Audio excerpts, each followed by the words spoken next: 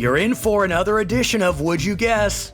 While well over 200 Jewish Americans have served in the United States House of Representatives, only one member of Congress has been a Holocaust survivor. His name? Tom Lantos. Yes, in 1980, California sent Holocaust survivor Tom Lantos to serve in the United States Congress. Tom Lantos was born in Budapest, Hungary, where as a teenager he was sent to a forced labor camp by the Nazis. After escaping, he sought refuge with an aunt who lived in a safe house operated by none other than Raoul Wallenberg, the Swedish diplomat who saved thousands of Hungarian Jews. So after the Soviets liberated Budapest, Tom tried to locate his mother and other family members, but ultimately learned that they had all perished in the Holocaust. So, in 1947, Tom immigrated to the United States, where he received his bachelor's and master's from the University of Washington and his PhD in economics from Berkeley. He was a professor at San Francisco State, a business consultant, a television commentator, and a foreign policy advisor to several U.S. senators.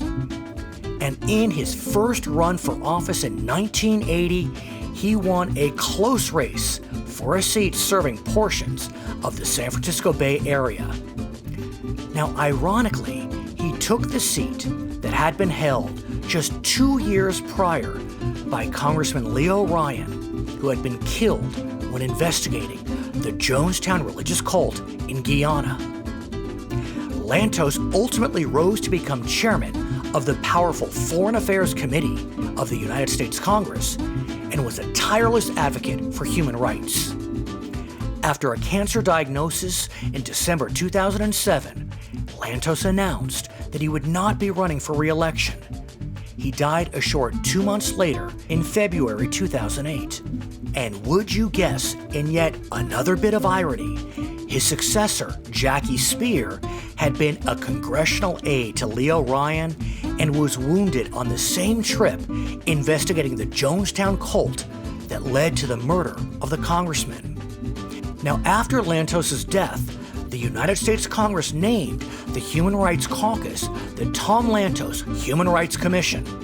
His family also created the Lantos Foundation for Human Rights and Justice. And in 2018, Lantos' native Hungary invited his family to Budapest, where they held a moving ceremony, unveiling a statue honoring their native son, Tamás Péter Lantos, a touching tribute to the United States Congress's only member to have survived the Shoah. That's all for this edition of Would You Guess?